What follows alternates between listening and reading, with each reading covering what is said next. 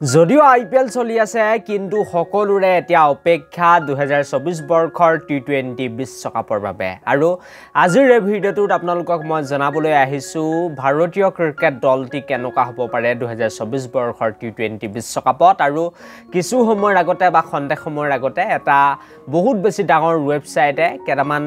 team বা কেজনমান খেলুৱৈৰ নাম প্ৰকাশ কৰিছে আৰু সেই কেজন খেলুৱৈ হয়তো 2024 বৰ্ষৰ টি20 বিশ্বকাপ খেলিবলৈ যাব পাৰে বুলি বৰ্তমান সময়ত জানিব পৰা গৈছে আৰু বিসিসিআই বৰ্তমান সময়ত চিন্তা চৰ্চা কৰি আছে বহুতো খেলুৱৈৰ ওপৰত তেওঁলোকে চৰ্চা কৰি আছে বুলি ক'ব লাগিব অসমৰ সুপাৰষ্টাৰ ৰিয়ান পৰাগৰ ওপৰতো তেওঁলোকে কথা বতৰা পাতি আছে গতিকে মই এই ভিডিঅ'টোত আপোনালোকক কেজনমান খেলুৱৈৰ নাম দেখাবলৈ চেষ্টা কৰিম আৰু এই কেজন খেলুৱৈয়ে আটাইতকৈ বেছি চান্স আছে বুলি ক'ব লাগিব 2024 বৰ্ষৰ টি20 বিশ্বকাপ খেলা আৰু বিসিসিআইৰ সূত্ৰৰ ফালৰ পৰা জনাইছে যে এবাৰ টি20 বিশ্বকাপৰ বাবে 15 জনীয়া দলটিটো যাবই তাৰ লগত আৰু 5 জন খেলুৱৈ ষ্টেণ্ড বাই ৰূপে যাব গতিকে 20 জনীয়া এটা দল যাব বুলি ক'ব লাগিব হে দলটি আপোনালোকক মই অকমানকৈ দেখাব বিচাৰিম আৰু এই দলটি মই বনোৱা নহয় এটা বহুত বেছি বিশ্বৰ ডাঙৰ ৱেবছাইটে বনাইছে গতিকে হে ৱেবছাইটটোৱে যেটো দল বনাইছে হে দলটিও হয়তো হ'ব পাৰে কিন্তু কেজনমান খেলুৱৈ হয়তো নতুনকৈ আহিব পাৰে কোন কোন আহিব হে বিষয়ে জনাম অসমৰ সুপাৰষ্টাৰ ৰিয়ান পৰাগৰ ওপৰত কি খবৰ আছে হেতু আপোনালোকক এই ভিডিঅ'টোতে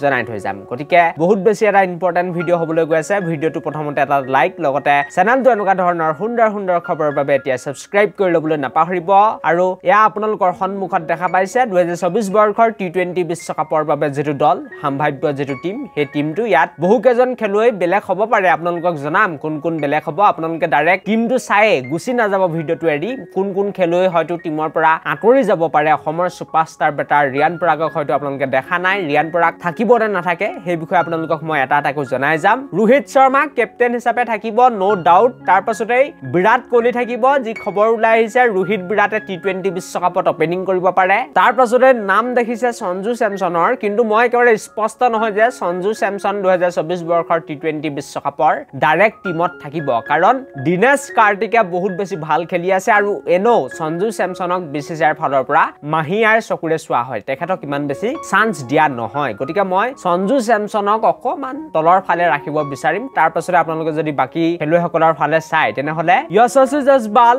সূৰ্যকুমাৰ যাদৱ শুভমন গিল হাৰ্দিক পাণ্ডিয়া কেএল ৰাহুলক উইকেট কিপাৰ বেটাৰ হিচাপে ৰাখিছে তাৰ পাছতে Ravindra Jadeja Rishabh Pant Rinku Singh Shivam Dube as a all rounder হিচাপে থাকিব বুলি কৈছে তাৰ পাছতে আপোনালোকে যদি বাকি টিমটো চাই তেনেহলে ইউজি চাহাল অৰ্শদীপ সিং অক্ষৰ পেটেল জসপ্ৰীত বুমৰাহ কুলদীপ যাদৱ ৰবি বিষ্ণুৱে আবেশ খান আৰু মহম্মদ সিৰাজে হয়তো 2024 বৰ্ষৰ টি20 বিশ্বকাপৰ যি ৰেচত সেই ৰেচত আছে আৰু তাৰ লগতে অসমৰ সুপাৰষ্টাৰ বেটাৰ ৰিয়ান পৰাগ এই ৰেচত নিশ্চিতভাৱে আছে তেখেতৰ নামো চৰ্চাত আছে কিন্তু এইটো যেটো ৱেবছাইটে এই নিউজটো দিছে হেতু হৈছে পিটিআই ৰিপৰ্ট কৰিছে আৰু তেওঁলোকে যেতিয়া ৰিপৰ্ট কৰে মোষ্ট লাইকলি হে টিমটোৱে হয় হেবাবে মই আপোনালোকক এই ৱেবছাইটটোৱে দিয়া টিমটো দেখাই দিলো আৰু এটোৱে আছিল আজি ভিডিঅ'টো thank you for watching this video'